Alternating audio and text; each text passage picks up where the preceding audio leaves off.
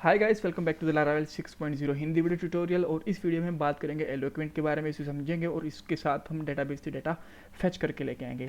ये कुछ major points हैं जो इस वीडियो में डिस्कस करेंगे। सबसे पहले हम एलोक्वेंट के बारे में थ्योरेटिकल पार्ट पढ़ेंगे, फिर डेटाबेस की कॉन्फ़िगरेशन करेंगे, फिर उसके बाद में मॉडल और कंट्रोलर डिफाइन करेंगे, उसका राउटर लिखेंगे और एट द लास्ट हम डाटा को फेच करेंगे। कंट्रोलर और राउटर क्या होते हैं, कैसे डिफाइन करते हैं, नहीं पता आप हमारी पिछली वीडियो देख सकते हो। इसमें मैं ज़्यादा डिटेल में नहीं बताऊंगा, बस बना के दिखाऊंगा और यूज़ करेंगे। ठीक है। इसके बाद में क्या है कि सबसे पहले हम पहले क्वेश्चन पे आते हैं कि इलोक्वेंट होता क्या है। इलोक्वेंट एक्चुअली एक बेसिक और एक सिंपल टेक्निक होती है जिसके थ्रू आप डेटाबेस से कनेक्शन स्टेबल कर सकते हो। और उसके बाद में आप जब आप इलोक्वेंट यूज़ करते हो तो आपको कोई भी क्वेरी नहीं लिखनी होती डेटाबेस की, आपको बस कुछ फंक्शंस यूज़ करने होते हैं। वो फंक्शंस लारावेल प्रोवाइड करता है और उन्हीं फंक्शन से आपके सारे काम हो जाते हैं, जैसे कि आपकी वेयर कंडीशन हो गई, डाटा फेच हो गया, डाटा इंसर्ट हो गया, अपडेट हो गया, जॉइंस हो गए, रिलेशंस हो गए, सारे के सारे काम फंक्शंस के थ्रू हो जाते हैं। ठीक है।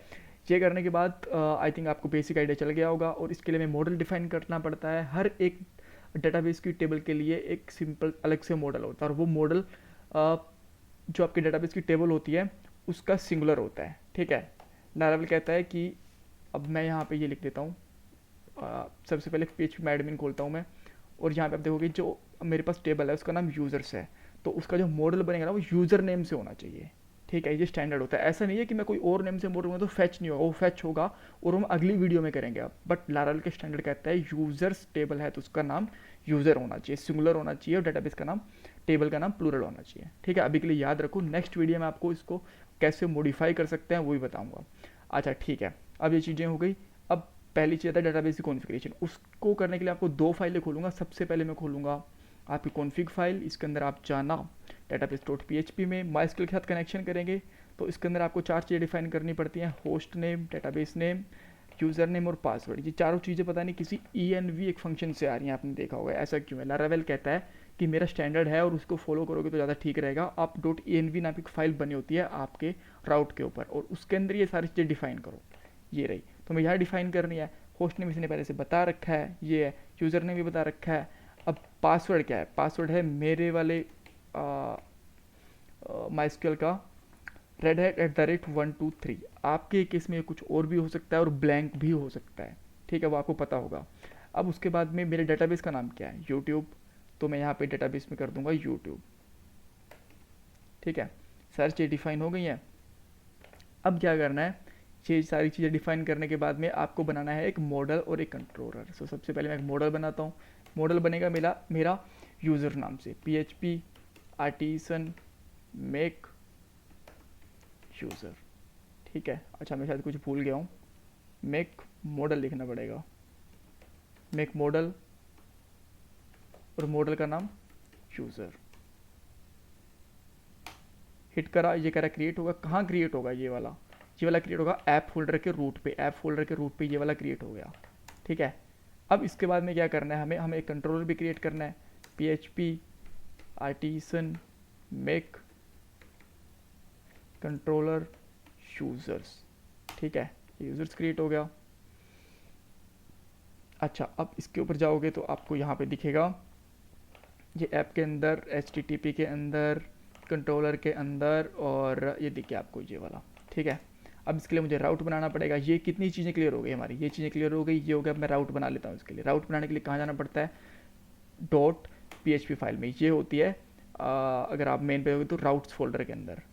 अब क्या करना पड़ता है? इसके लिए राउट बना दूंगा। राउट गेट करूँगा। दो पैरामीटर देने पड़ेंगे गेट फंक्शन में। पहला उसका URL और दूसरा उस फंक्शन का पाथ, कंट्रोलर का पाथ, user@index। और ये यूज़र्स है, यूज़र नहीं है, तो यहाँ पे यूज़र्स लिख दिया और इसको सेव कर दिया यहाँ पे। ठीक है।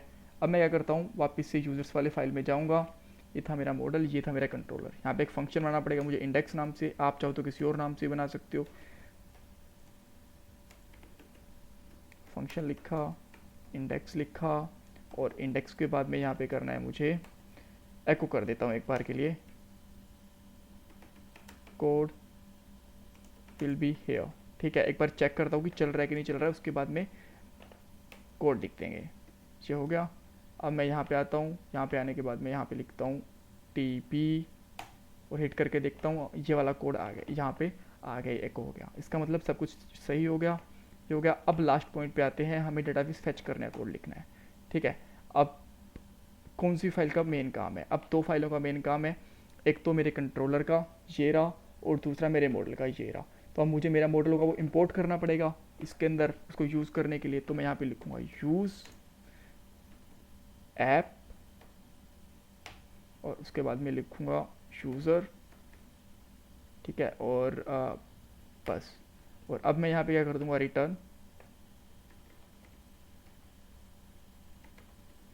रिटर्न कर दूँगा यहाँ पे user scope resolution method all.